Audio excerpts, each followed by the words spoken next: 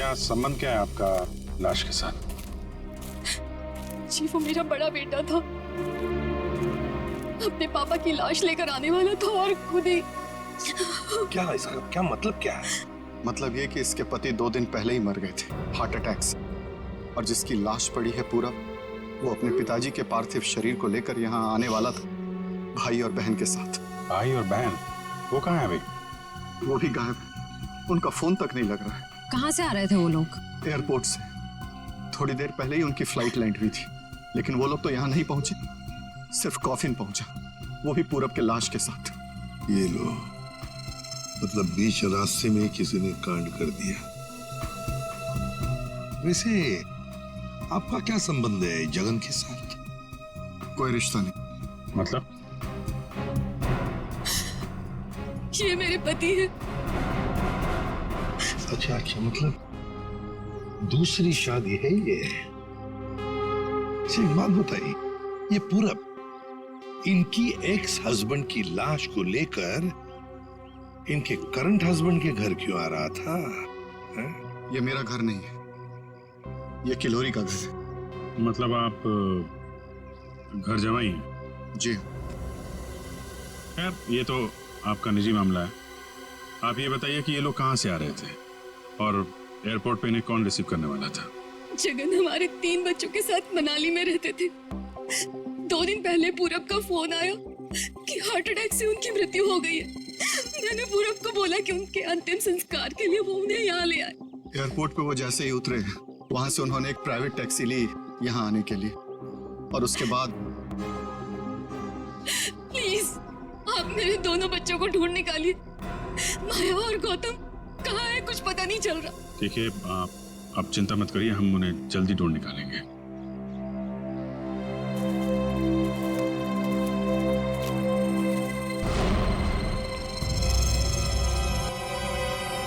तो ये देखो, उनकी रेलगाड़ी लगती है। Yes sir. निखिल सर देखो, ये रेलगाड़ी कौन से स्टेशन से होके आई है? चलो भैया चलते हैं। चलते भैया का क्या मतलब है? अपना मुंह दिखाने आया था तू यहाँ पर? मतलब ये है कि एक लाश पड़ी हुई है, उसका खून हुआ है, किसने खून किया है तो आप पता लगा ही लोगे ना। महान हो आप लोग तो मेरा क्या काम है यार? इसको नहीं बुलाऊं तो इसके कान में से धुआं निकलता है कि हमें बुलाया नहीं, ये तो यूं केस सॉल्व कर देते, यूं खूनी को पकड़ लेते। और अभी लाश को सूंघा तक नहीं, वो चल पड़ा। हाँ सूंघ लिया तो फिर मुंह खोल ना। लाश को सूंघने के बाद क्या पता चला ये बताने के बगैर सरपट भागे क्यों जा रहा है? देख सारुखे, 2 बच्चे गायब है इस औरत के, 2 बच्चे, और ऊपर से बाप की लाश भी गायब है। लाश गायब है तो मैं क्या करूं? लाश बन के लेट जाऊं यहाँ पर? लाश ढूंढना आप लोगों का काम है, तो ढूंढो ना। पूछो किसी से, ढूंढो ये कैस्केट कहाँ से आया था। मैं क्या करूंगा इसमें?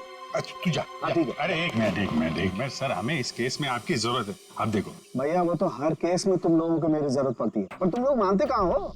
यार छोड़ो इसको अभी। अरे सर प्लीज एक मिनट। अरे सारुंके साहब, आप अपने ज्ञान का प्रकाश डालिए ना इस केस पे। इसके चेहरे पर अंधेरा छाया, ये क्या प्रकाश डालेगा? तुम बोला?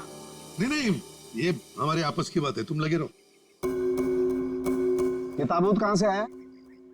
ये लो, एयरपोर्ट से। अरे तो एयरपोर्ट जाओ ना यार, यहाँ क्या कर रहे हो तुम लोग? तो जाएंगे ना साळुंखे जी, पर आप क्यों मैदान छोड़ के भाग रहे हो? भाभी,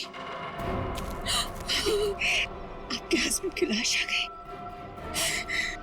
नहीं, मेरे बेटे की लाश आई है। क्या कह रही हैं आप? इतना सारा खून क्यों बह रहा है? मुझे बहुत डर लगता है खून से। शांति प्लीज। ना खून इसलिए बह रहा है क्योंकि इनका खून हो गया है।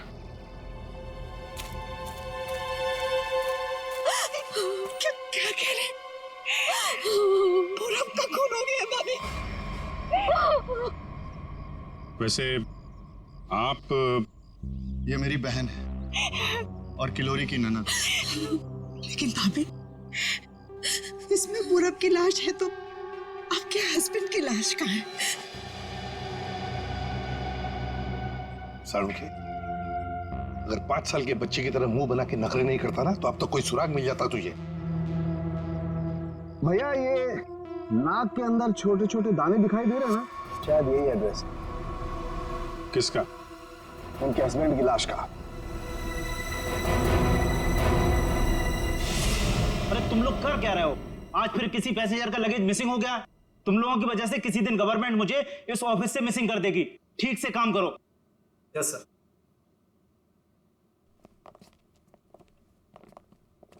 सर आप लोगों का भी कुछ मिसिंग हुआ है क्या? अब लोग सीआईडी से।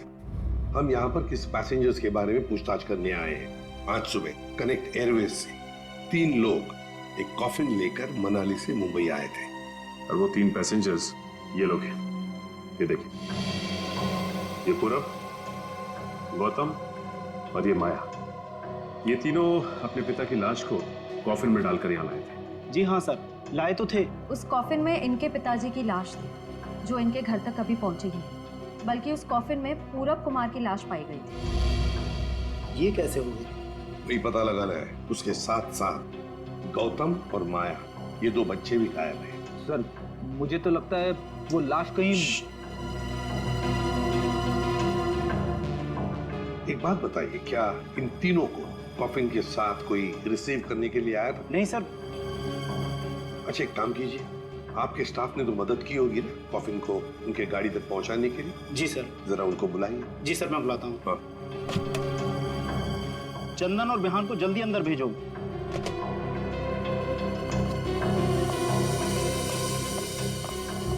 क्या हुआ सर? आज सुबह कनेक्ट एयरवेज से कॉफिन आया था। हाँ साहब। उसके बारे में सीआईडी वाले आपसे कुछ पूछना चाहते हैं। सीआईडी साहब, हमने कोई गड़बड़ नहीं किया साहब। हम तो अपना बस काम कर रहे थे साहब। हमने तो बस उस कॉफिन को उस गाड़ी में चढ़ाया था साहब। एक मिनट, तुमने कोई गड़बड़ नहीं की है। सिर्फ इतना बताओ कि जब तुम ये कॉफिन यहाँ से उनके गाड़ी तक ले जा रहे थे तो उस दौरान उसके बीच में कभी कोई मिलने आया था या कोई ऐसे कुछ भी हुआ था क्या? हाँ साहब, हम उन तीनों को लेकर जब यहाँ से बाहर निकले, उनके साथ जो लड़की थी ना, उसको एक फोन आया सर। पता नहीं क्या बात हुई, फिर वो अचानक से कहने लगी पार्किंग में एक नीली वैन खड़ी है, ये कॉफिन वहां ले चलो। अच्छा, वैन के ड्राइवर को देखा तुम? नहीं साहब, वैन के ड्राइवर को तो नहीं देखा, लेकिन साहब वैन का नंबर मुझे याद है। गुड, तो नंबर दो। XY 02 6813। सचिन, पता लगाओ इस नीले रंग के वैन का।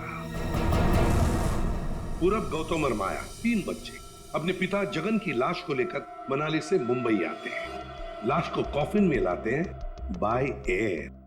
मुंबई पहुंचने के बाद वो अपनी मां को फोन करके बताते हैं कि वो मुंबई पहुंच गए और साथ साथ वो कॉफिन भी। मगर जब ये कॉफिन उनकी मां किलोरी के घर पहुंचता है तो कॉफिन में से निकलती है बड़े बेटे पूरब की लाश। जगन की लाश गायब है और उसके साथ साथ गौतम और माया, दोनों बच्चे भी गायब हैं। तीनों के तीनों गायब। सर हो सकता है कि जिस वैन में वो लोग लाश लेकर जा रहे थे, वो वैन कहीं रुक गई हो और शायद वहीं पे कुछ हुआ हो। बस तो इसीलिए तो उस ड्राइवर की जरूरत है हमें। वो ड्राइवर कौन था, उस गाड़ी के बारे में डिटेल, सब कुछ चाहिए हमें। सर, वैन के रजिस्ट्रेशन नंबर से मैंने मालिक का पता लगाया। फिर मालिक का कहना है कि वैन तो कुछ महीने पहले ही चोरी हो गई। ये लो। सर इसका मतलब अब गौतम और माया की जान को खतरा है। बड़ी बारीकी से प्लानिंग की है, खतरनाक प्लानिंग की है। देखते।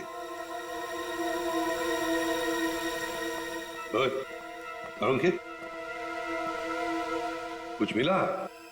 हाँ बस ये देखो, ये मिट्टी कॉफिन के नीचे लगी है। इस मिट्टी में इस कॉफिन का पता। मिट्टी में पता? हमें तो नहीं दिखा। उसके लिए सालूखे की नजर चाहिए। सरुणखे, कॉफिन का पता तो हम लगा ही लेंगे, पर पूरब की लाश इस कॉफिन में आई कहां से? ये पूरब की नाक बताएगी बॉस।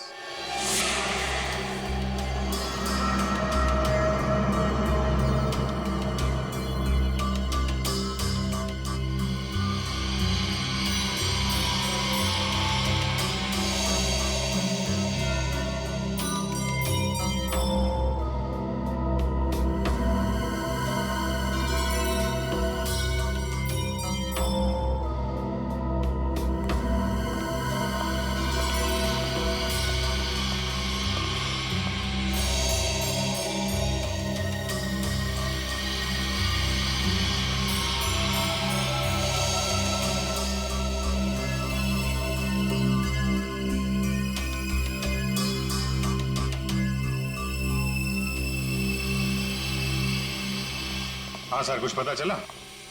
भाई अभी तक तो शक पर ही काम कर रहा है शक दूर नहीं हुआ? हो गया, शक दूर हो गया। मुझे इसकी नाक में से पोलन्स मिले हैं, पराग कण। सालुंके साहब वो कैसे पता चला? फॉरेंसिक पोलिनोलॉजी से। सालुंके साहब, ये क्या है? रेडी, ये फॉरेंसिक साइंस की एक अलग टेक्निक है। सर इसमें क्या होता है? निखिल, इस टेक्नोलॉजी से हम बहुत छोटे पार्टिकल्स लाइक माइक्रो पार्टिकल्स को स्टडी करते हैं, जो कि फूल, पौधे, कपड़े, मिट्टी, ऐसे कई सारी चीजों में पाए जाते हैं। वाह, क्या बात है तारिका जी, क्या नाम? लेकिन इसे बड़े ध्यान से देखना पड़ता है, क्योंकि कई बार क्या होता है कि आवारा भंवरे एक फूल पर बैठ करके उसके सारे पोलन्स, उसके सारे पराग कण चुरा करके भाग जाता है और पूरे के पूरे माहौल को गंदा कर देता है। सर, पॉलिन जो है हवा और पानी से भी फैलते हैं, इसमें बेचारे खाली भंवरे को ही क्यों दोष दे रहे हैं आप? सही कह रहे हो, बेकार में खाली भंवरे को दोष क्यों दें? तो होता यह है कि जब हम बाहर से आते हैं तो हमारे पूरे शरीर पर, आंख, नाक, कान, गले, सब पर पोलन्स लगे होते हैं, और इन पोलन्स की जांच करके हम ये पता लगा सकते हैं कि ये खास व्यक्ति किस जगह से आया है। ये तो है। मैं बताता हूं, ये देखो, यहां पर मैंने इससे पोलन्स ले लिए जो उसकी नाक में थे, और इन पोलन्स पे 2 ड्रॉप मिथाइलमाइन की डालते हैं और इसे हम कर देते हैं सिक्योर। अब इसे चेक करके हम ये पता लगा सकते हैं कि ये पोलन्स कैसे हैं, कहां से आए। ये देखो सर, ये तो नारंगी कलर में उभर के आ रहा है।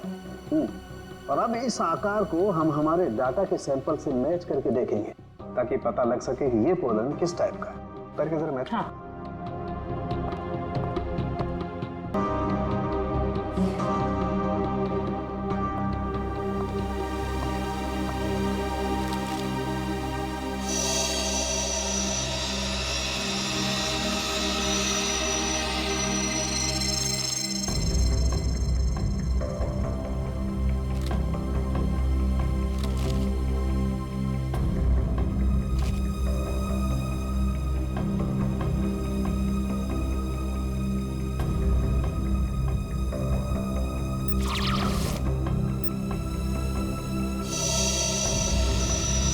वाओ सर, ये तो पॉलेंस की पूरी लाइब्रेरी है।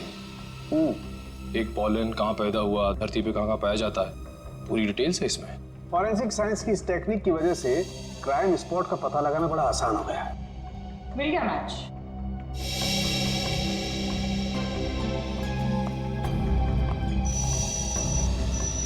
ये मैरीगोल्ड है, जिसका हाइब्रिड नाम वरियासा गोल्ड 63 है। ये वैरायटी पूरे साल पैदा होती है और धानीखेत में पाई जाती है। धानीखेत?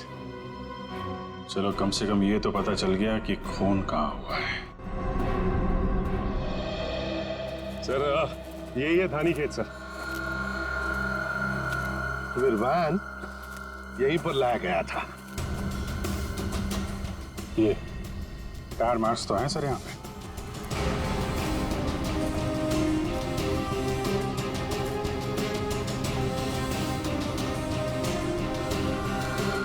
बस ये उसी वैन के टायरों के निशान।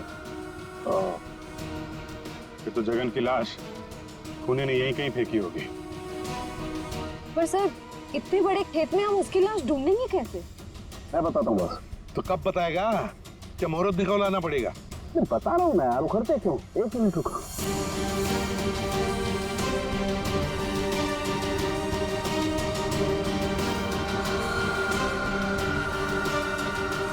ये देखो, ये मैंने फूल के पोले निकाले। अभी मैं जिस दिशा में उड़ाऊंगा और उड़ करके जहां जाएंगे, समझ लो फूल भी उसी दिशा में उड़ा है। लेकिन सर, यहाँ तो हवा ना के बराबर है। ये कैसे पता चलेगा कि हवा किस डायरेक्शन में है? ये मुर्गा बताएगा। मुर्गा? हाँ निखिल, मुर्गा। ये मुर्गा है ना, किसान लोग अपने खेत में अक्सर लगाते हैं। इस मुर्गे से पता चलता है हवा का रुख कहाँ पर है। जिस तरफ हवा चलती है ना, उस तरफ ये मुर्गा मुड़ता है। और इसका फायदा होता है पेस्टिसाइड डालने में, हवा के हिसाब से। सर उस तरफ देखते हैं सर। हाँ चलो, देखो जरा आसपास कुछ दिखता है क्या? सर, हाँ सर, वहां पे कोई लेटा है। चलो देखते हैं।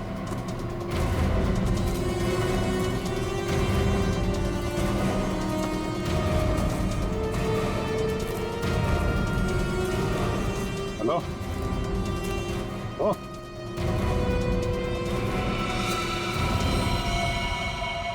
ये तो जगह नहीं सर।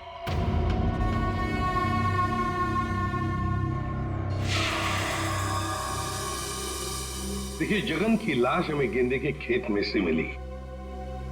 क्या बता सकते हैं ऐसा कौन कर सकता है? कौन मार सकता है जगन को? कौन मार सकता है आपके बेटे को? है किसी पर शक आपको? किसी के साथ उनकी कोई दुश्मनी थी?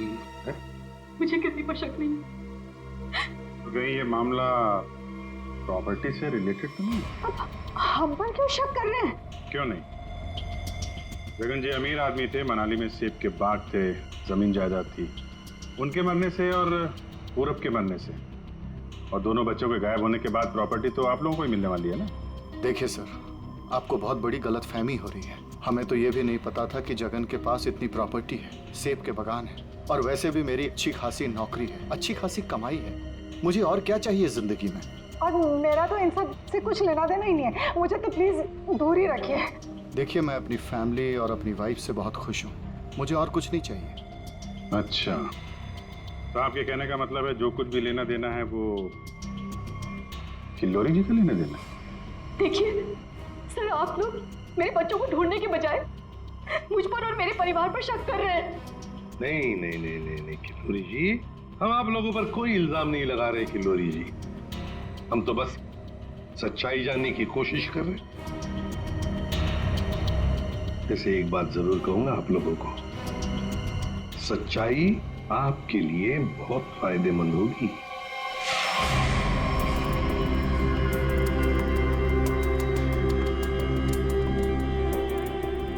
सारिका, इस ताबूत के ये निचले हिस्से में जिस तरीके के निशान लगे हुए हैं ना, उससे तो लगता है इस ताबूत को काफी दूर तक घसीटा गया है। तुम एक काम करो, जो ताबूत पर जगह जगह मिट्टी लगी हुई है, इस मिट्टी का सैंपल ले लो। ये मिट्टी बताएगी कि ताबूत कहाँ से आया है। मगर सर, खून कहाँ हुआ है वो तो हमें पता चल गया है ना। हाँ तारिका, ये पता लग गया है, लेकिन वो वैन, उस वैन के बारे में कुछ पता नहीं लगा है। जिस वैन में ये खून हुआ है, जिस वैन में से एक लाश गायब हो गई, उसके बारे में कुछ नहीं पता है। एक काम करो, इस मिट्टी का सैंपल ले लो, फिर इस मिट्टी को हम बॉम्बे के सॉइल मैप से मैच करके देखेंगे। लेकिन सर, मुंबई के सॉइल मैप की कौन सी मिट्टी का फैलाव कहाँ तक है, ये हमें कैसे पता चलेगा? ट्रस्ट नहीं है कॉज तो फिर सैंपल ले लो, पता लगेगा। Believe me.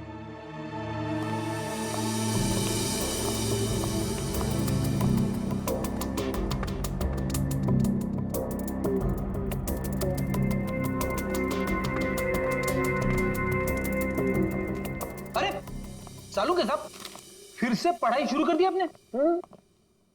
भाई क्या करें, तुम लोगों की मदद करने के लिए पढ़ाई तो करनी पड़ेगी। अरे लेकिन ऐसा है क्या इस ताबूत में जो इतनी मोटी किताब की जरूरत पड़ गई? इस पढ़ाई की जरूरत क्यों पड़ी, ताबूत बताएगा। वो कैसे? कॉफिन में मिले इस मिट्टी का हम सेडिमेंटेशन टेक्निक से एनालिसिस करेंगे, उससे सब पता चल जाएगा।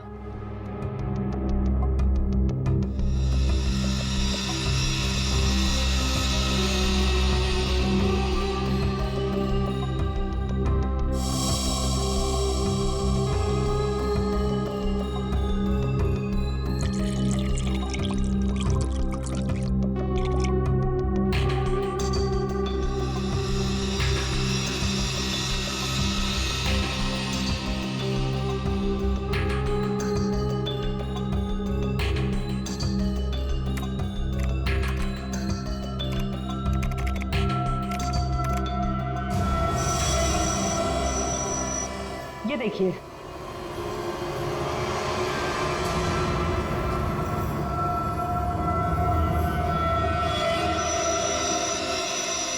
ये तो घास जैसा कुछ लग रहा है। एक मिनट, अब देखो, ये घास नहीं है, ये मोलासिस है, गन्ने के बेस से जो निकलती है, जहां पर गुड़ बनता है। मतलब ये ताबूत वहां पे ले जाया गया था जहां पे गन्ने से गुड़ बनाया जाता है, शुगर फैक्ट्री। सिर्फ मुंबई के आसपास 2-4 शुगर फैक्ट्रीज हैं। अच्छा सालुंके साहब, ये मिट्टी किस एरिया की है, कुछ पता चल सकता है? हाँ बिल्कुल पता लग सकता है।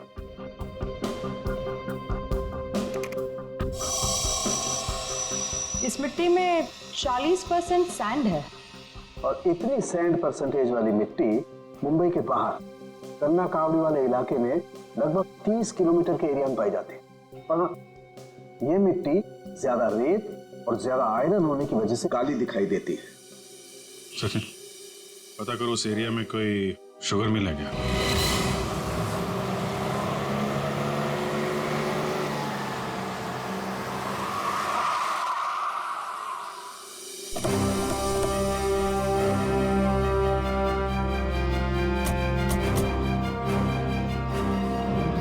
चंगनलाल शुगर मिल।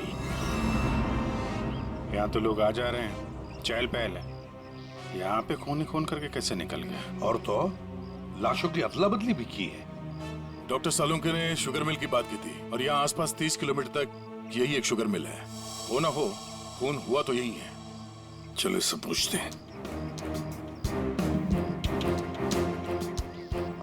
अरे सुनो जी। तुम यहाँ के सिक्योरिटी वाले हो? जी हाँ। हम लोग सीआईडी से तुमसे कुछ पूछना चाहते हैं। सीआईडी साहब, क्या बात है? हमको माफ कर दो, हमारी कोई गलती नहीं है। देखो घबराओ मत, हमारे कुछ सवालों का जवाब दो। हाँ हाँ। क्या तुम यहाँ पर अकेले ड्यूटी पर होते हो या और भी कोई है जो शिफ्ट में आते जाते हैं? हम पूरे टाइम अकेले काम करते हैं। तुम ये बताओ और अपने दिमाग पे जोर डाल के बताओ कि तुमने कोई ताबूत देखा है? काहे डरा रहे हैं? यहाँ ताबूत कैसे देखेंगे? ठीक है, ताबूत नहीं देखा, किसी नीले रंग के वैन को देखा जिसपे शक हुआ हो तुम्हें? साहब, वैसे तो हम सब पे शक करते हैं, लेकिन नीले कलर की गाड़ी क्यों नहीं देखे हैं साहब? आप समझ रहे हैं ना? अच्छा चलो एक बात बताओ, यहाँ पर ऐसी कोई और भी खाली जगह है, गोदाम जैसी? हाँ साहब, एक पुराना गोदाम है हमारे मालिक के। चलिए दिखाते हैं। चलो दिखाओ। दिखाओ। चलिए आइए साहब, ये है पुराना गोदाम। तुम जरा बाहर जाओ। ठीक साहब। गेट तो काफी बड़ा है। हाँ, वैन आसानी से घुस सकती है। इस जगह को देख के लगता है कि काफी समय से कोई आया नहीं है यहाँ पे। काफी समय से कोई आया नहीं है यहाँ, तो फिर ये बोरियां ऐसी रखी कैसे गई? और ये ऊपर से टारपॉलिन, जरा देखो तो नीचे क्या है।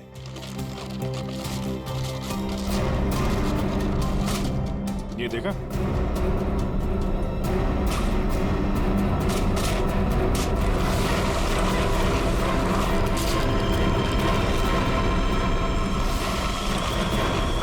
ये क्या है?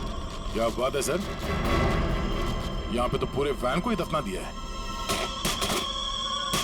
और ये देखिए, वही नंबर है XY026813। चेक करो देखो।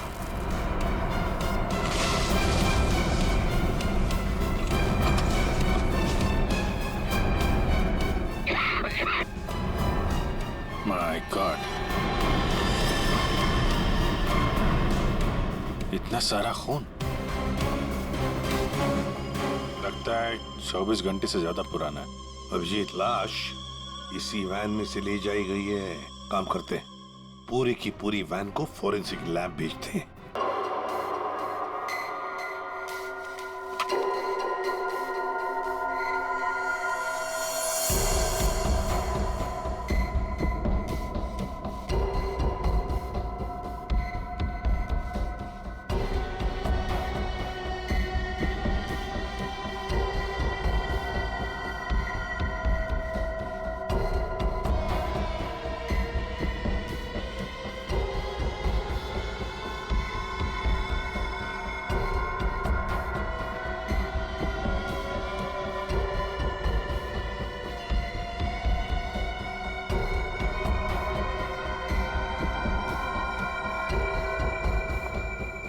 सर मिला कुछ?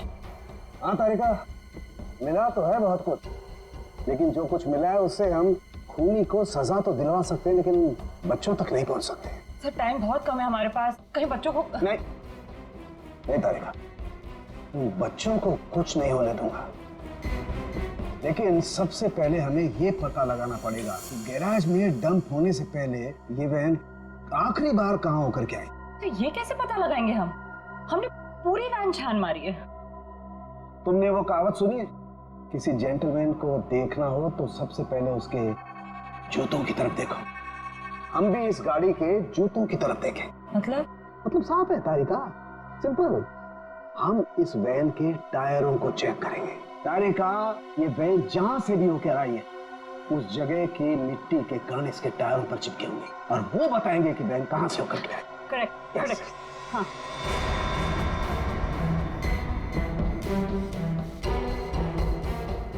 सर एक कोर्सा पता की डिश लाओ। हाँ सर, अभी देते हैं।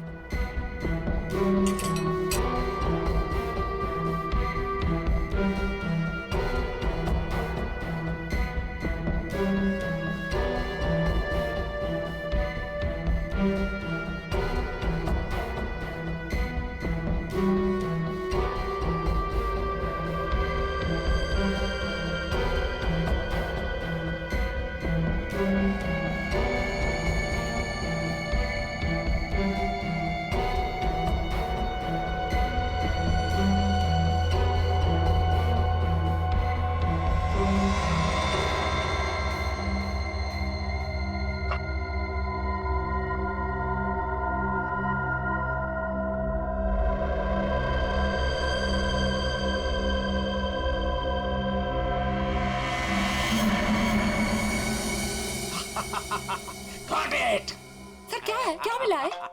सर बताओ ना क्या मिला है। हेलो। हाँ तारिका जी। हाँ अभिजीत। उस वैन में से कुछ एविडेंस मिला? हाँ मिला तो है, लेकिन मुझे नहीं पता क्या मिला है, सर बता ही नहीं रहे। अरे क्यों? डॉक्टर साहब हैं कहाँ? यहीं पे हैं, कूद रहे हैं, गॉटेड कर रहे हैं। अरे उन्हें ऐसा क्या मिल गया कि जो बरसात के मेढक की तरह कूद रहे हैं? पता नहीं, मुझे कुछ नहीं बता रहे, तुम ही बात कर दो। सर। हाँ अभिजीत। ओ अभिजीत, आज भाई साहब। भैया वो मैसेंजर हमें मिल गया है जो हमें गौतम और माया का पता बताएगा। क्या सफेद रंग का एरो बनाया है पेड़ पे? अच्छा ठीक है, ढूंढेंगे। और वैसे वहां पोजीशन क्या है? यहाँ की सिचुएशन तो कंट्रोल में है, लेकिन हमारे सामने जो नजारा है उसे देखकर तो हमारे होश ही उड़ गए हैं सर। कोई बात नहीं, हम लोग पहुंच जाएंगे जल्दी। क्या करिए श्रेय, सब ठीक है सर? कह रही है कि वहां पे नजारा ऐसा है कि जमीन खिसक जाएगी पैरों के नीचे से। सर हमें जल्द से जल्द वहाँ पहुँचना होगा, बल लोग बहुत कम है, कहीं हाथ से निकल ना जाए। आप लोग कोई बताएंगे क्या हो रहा है? कैसे है मेरे बच्चे? ठीक तो है? प्लीज कुछ बताइए। मैम जरा धीरज रखिए, सब कुछ पता चल जाएगा। कुछ बताया होगा ना फोन पे उसने। आखिर हमारे बच्चे मिले कि नहीं मिले, कुछ तो मालूम होगा ना।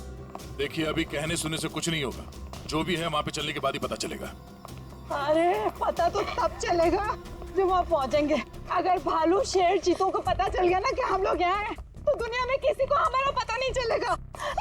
आप फिक्र मत कीजिए प्रीति जी, आजकल इंसान जानवरों से ज्यादा खतरनाक हो गया। हो सकता है वो आपको देख के भाग जाए। अरे उन्हें चिल्लम चिल्ली की आदत नहीं है, जरा शांत रहिए आप।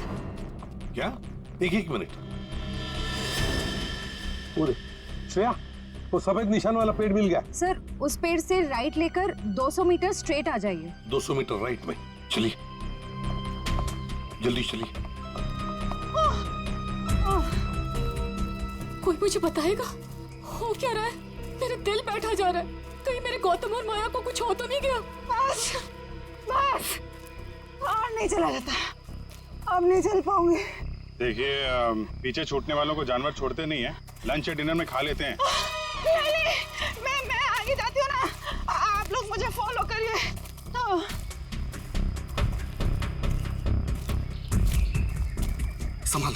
संभाल के। आश्रया। सर वो देखिए सर।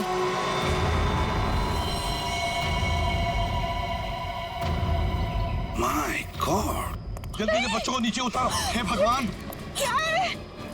चल गए। ये क्या मजाक है सर? जब आप लोगों ने देखा कि ये लोग यहाँ आए थे, इन्हें छुड़वाया क्यों नहीं, नीचे क्यों नहीं उतारा सर? बचा लो मेरे बच्चों को। श्रेया, समझ। आया, घबराओ मत।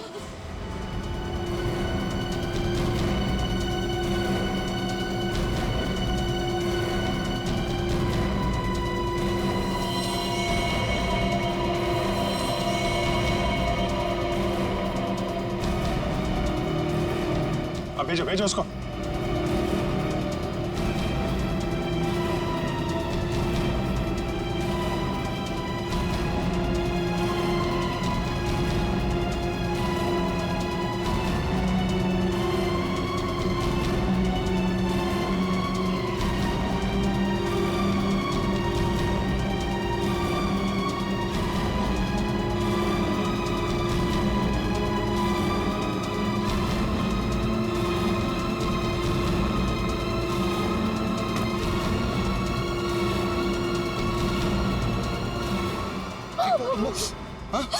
तुम लोग ठीक हो ना? बंद कीजिए अपना नाटक। हमारी इस हालत के जिम्मेदार आप ही हैं। बच्चे कहते हैं ना हमें, तो क्यों डाला अपने बच्चों को मौत के मुंह में? तो अच्छा हुआ सीआईडी टाइम पे आ गई, वरना आपने भैया की तरह हमें भी मार दिया होता। क्यों खिलोरी जी, ये बात क्या है? बच्चे आप ही पर इल्जाम लगा रहे। मुझे भी कुछ समझ में नहीं आ रहा है। मैं तो इन लोगों से इतना प्यार करती हूँ, मैं क्यों मारूंगी इन लोगों को? बात तो सही है, सवाल जायज है। एक माँ अपने ही बच्चों के साथ ऐसे कैसे कर सकती है? देखिए,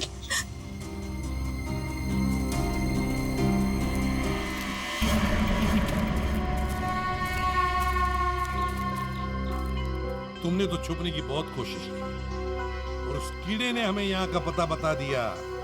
ये लोग कौन है सर? भाई मैडम कुछ पूछ रही, बताओ या और खातिरदारी करें?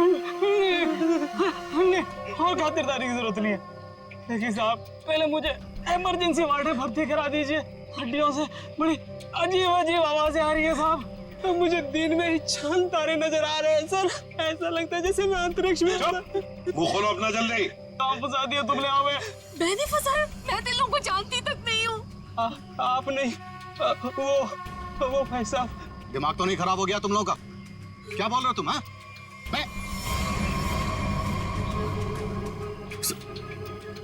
वाकई आप मल्टी टैलेंटेड हैं। Husband come kidnapper come murder, all in one. क्या बात है? विक्रम तुम? भैया क्यों किया तुमने ये सब? और क्या करता? इसके तीनों बच्चे मेरे छाती पे सांप की तरह लौट रहे थे। विक्रम, तुमने बोला था कि तुम हमारे बच्चों को मुझसे भी ज्यादा प्यार करोगे, और तुमने मेरे एक बेटे को मार दिया और बाकी दो को मारने की साजिश की। जिस मकसद के लिए मैंने तुम्हें फंसाया, उस पर तुमने पानी फेर दिया। तुम्हें फंसाने का मेरा सिर्फ एक ही मकसद था, तुम्हारी प्रॉपर्टी, तुम्हारा पैसा। लेकिन तुमने अपनी सारी प्रॉपर्टी अपने बच्चों के नाम कर दी। क्या करता मैं? और तो और तुम अपने पुराने पति से भी मिलने जाती थी। तुमने कभी सोचा कि मेरे अंदर क्या होता था? मैंने एक दिन डिसाइड कर लिया, तुम्हारी पुरानी फैमिली को ही तुम्हारे रास्ते से हटा दूंगा। और इसीलिए सबसे पहले तुमने जगन को रास्ते से हटाया, क्यों? हाँ, इसलिए मैंने अपने रास्ते से सबसे पहले अपने पहले कांटे को हटाया, जगन को। अपनी पत्नी को झूठ बोला कि मैं बॉम्बे से बाहर जा रहा हूं, और एक दिन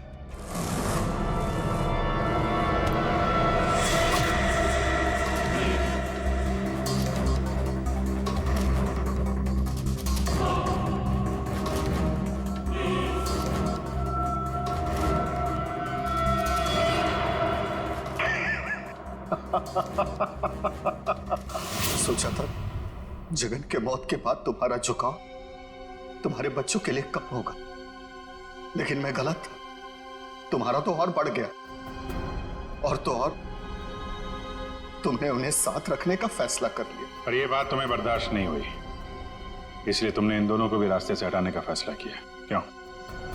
विक्रम, मैंने तुम पर इतना भरोसा किया, तुमने सब बर्बाद कर दिया। मैं तुमसे नफरत करती हूँ, नफरत। जायदाद की लालच में आके तुमने जो मौत का खेल खेला है उसका अंजाम भी मौत है। फांसी होगी तुम्हें, फांसी।